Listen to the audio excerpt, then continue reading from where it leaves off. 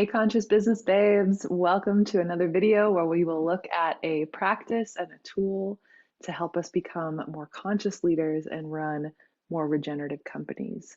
I'm Nicole Belisle, and I am both a leadership expert and a Reiki master with over 15 years of essentially learning how to manage energy and developing a sensitivity to the energetic world. I've become highly sensitive, empathetic, intuitive, and I have been integrating those more feminine skills into my practices as an executive leader and an executive leadership educator at Harvard University. This idea that leadership happens from the inside out, and our healing journey is so intricately connected to how we show up as leaders in this world and the ways that we treat members of our team or realize our mission, our life's purpose through our companies. It is so connected to our inner world and really our ability to manage our energy. I believe at our core, leaders are energy managers, and we manage the energy not only of ourselves and our emotions, because after all, emotions are simply energy in motion. So we get to manage those emotions within ourselves so that we can be clear vessels for the purpose and the messages that we have to deliver as leaders. And also so that we don't bring our drama and our patterns to the workplace and perpetuate harmful cultures of toxic relationships or beliefs that ultimately hold our companies back and block us from fully stepping into the purpose that we are here to embody and to live.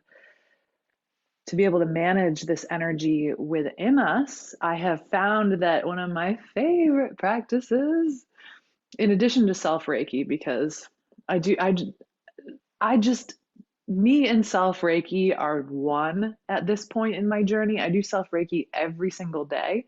I do it before meetings.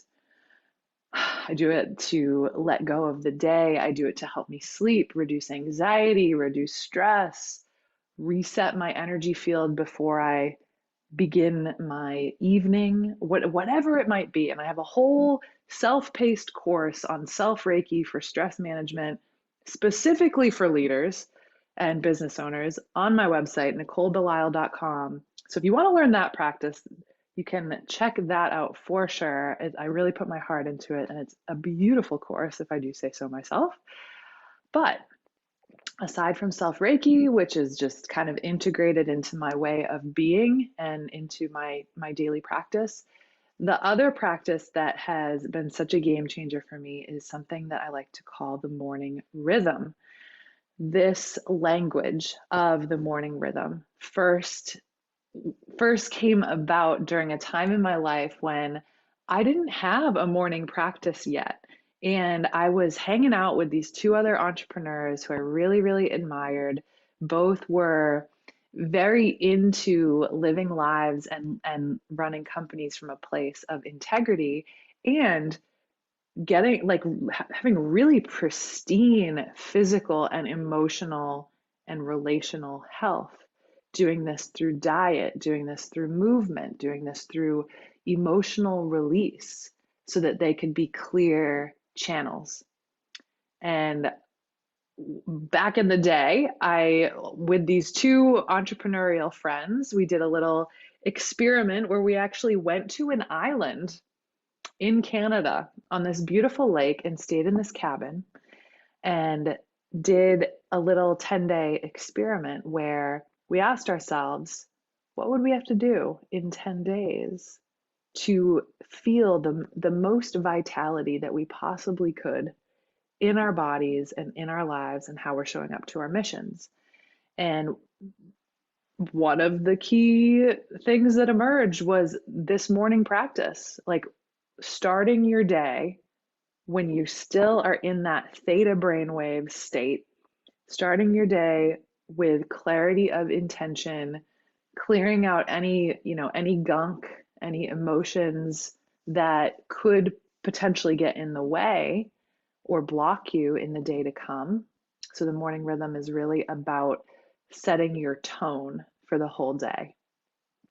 And again, on this island, this was the practice that emerged as being the most significant practice that we could do to increase our vitality as people and as leaders.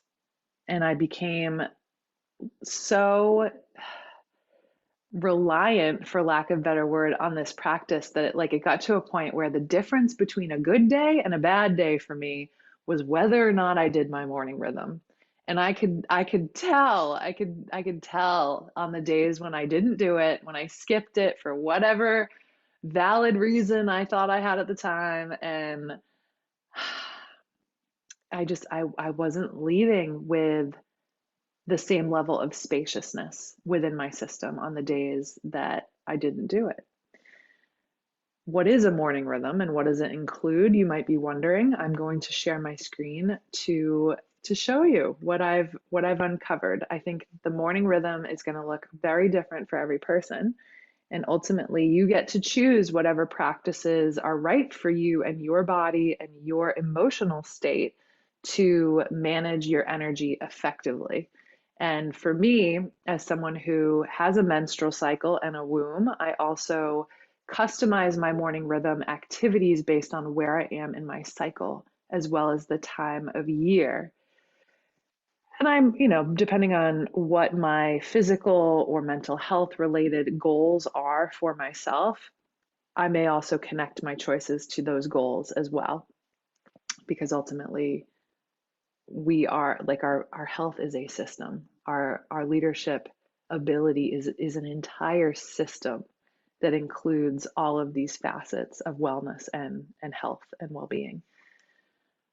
So here are some of my personal favorite practices in my morning rhythm to help me clear my energy and start my day right. I love to do tapping or shaking.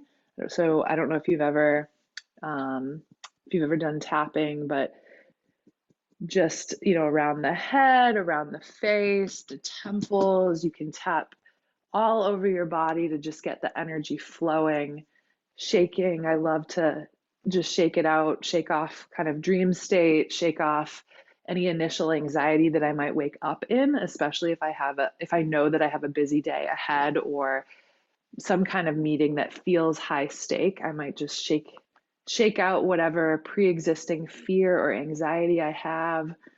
Love to use the Theragun as well. It's kind of like the lazy version of shaking, but you also get a bit of a massage in. And sometimes I'll do a self massage, especially on my neck or the places I can reach anyway, where I tend to hold my stress. So moving stress out of the body before accumulating more stress is so critical.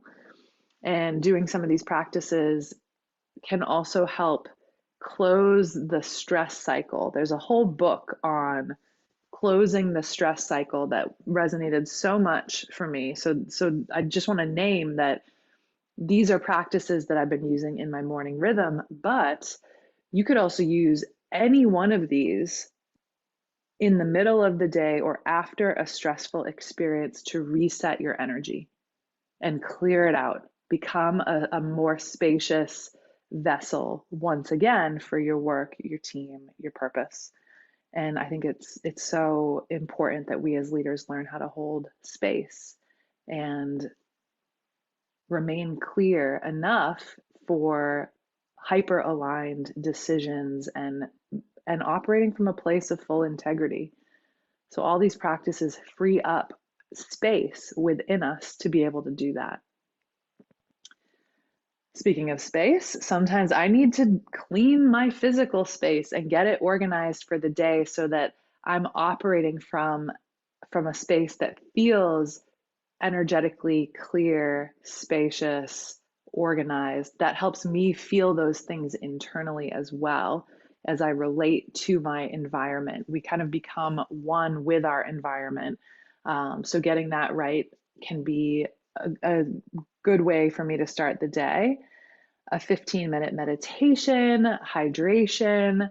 I try not to check my phone first thing in the morning because I notice that that sends me into a state of hyperactivity and potentially anxiety, depending on what email I read or what social media post I see about what's happening in the world. So that's not a way that I like to start my day.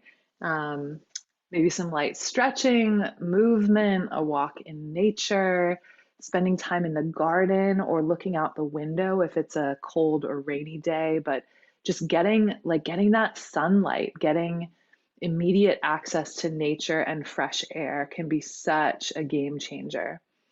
Music is also effectively energy and vibration. The tones that we experience in song can deeply shift our energy and our mood. So sometimes I'll use music as well to set the tone for my day and begin my flow state from the beauty of song or from a particular melody that just feels like the type of day that I want to have. So music as a tool can be really, really powerful, as can our rituals. I believe we create energy through ritual, through ceremony, and the most mundane thing in life, like getting dressed, making ourselves breakfast, we can we can treat those as sacred as a ritual or ceremony to create energy and invite it to fill us so that we are even more filled with life force, conscious awareness, and intentionality. And that way of showing up can continue to exist in the ways that we interact with everything else in our day. So by starting that right out the gate at the beginning of the day, it'll flow into the other things that we then do. Sometimes I like to pull a tarot card. Sometimes I like to sing or hum. So again, like using sound to clear space within and move energy. If I am going through a particularly angry time of life or have like big emotions, there's a whole other set of practices you can do to release big emotions, such as going for a drive and screaming in your car or screaming out in nature, whatever it might be. Oh, we have a visit from Sushi the cat. Hi, buddy. I'm house sitting in Ireland with a dear friend, and we have these two snuggly cats that are just absolute loves. So, I think Sushi's here to maybe remind us that spending time with our pets also an incredible nervous system regulator and really opens the heart. So, if you have pets, spending time with them, snuggling, giving them some love. And if you don't have pets, also just getting outside and maybe doing a little bird watching or watching the bees buzz around in the spring can connect us with the plant and animal world right at the start of the day so that we don't fall into the default of showing up to our day as machines and we can show up more organically and more in alignment with nature because ultimately engaging in these practices and becoming a regenerative leader. we gotta I just love Sushi so much. Oh, I'm gonna miss you when we leave. Ultimately, if we're jumping right into being machines, we might miss ourselves. We might miss the deeper needs that we have. And if we go multiple days, months, or even years without meeting those needs, guess what? We're sending a message to ourselves that we don't matter, that we are not worthy enough to take care of, that we do not deserve love or the type of attention that practices like this provide. So immediately getting into that more organic connection with nature also helps us make decisions from a place of seeing nature as a stakeholder and seeing ourselves not as separate from nature, but as nature. We are nature.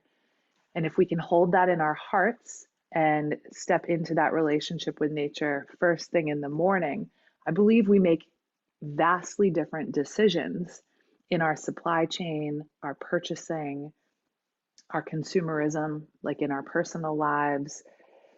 So if sustainability and living within the planetary limits of Earth, if any of that is important to you,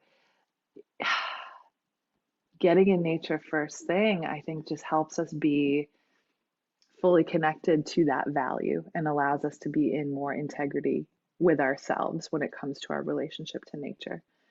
So a little bit of a zoom in on that, but I think very much worth mentioning. So again, these will look very different for each person, and I would love to hear from you what practices you love doing in the morning. If you try this out, let me know how it goes. Let me know how you feel and if it feels different than you typically do. Again, this has been one of the single-handedly one of the most powerful practices that I have consistently done because it has been so critical to even being able to show up.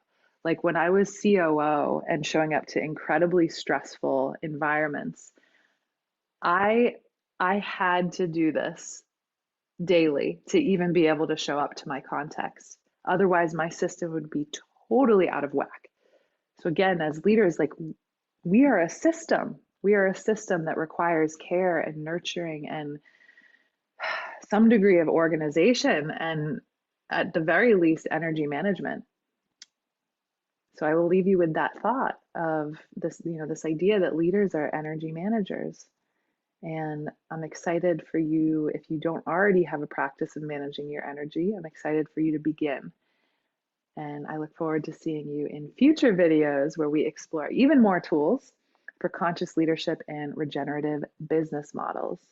Say bye, Sushi. We'll see you next time. We'll see you next time.